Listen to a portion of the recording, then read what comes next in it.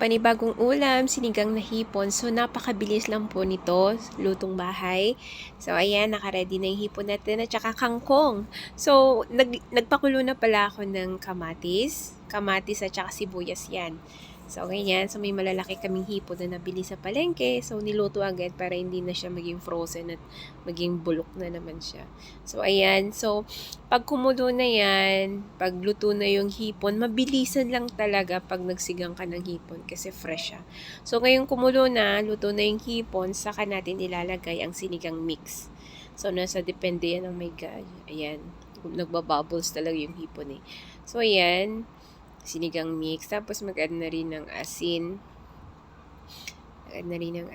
Pag nagsinigang mix na, hindi na kami naglalagay ng kung ano-ano pang mga mix-mix kagaya ng mga magic sarap o ano.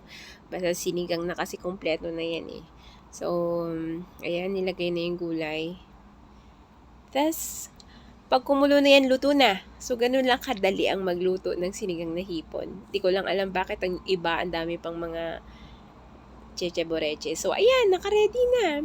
So, sinigang na hipon ang ulang natin ngayon, lalo't na bagyo at malamig na panahon. Salamat!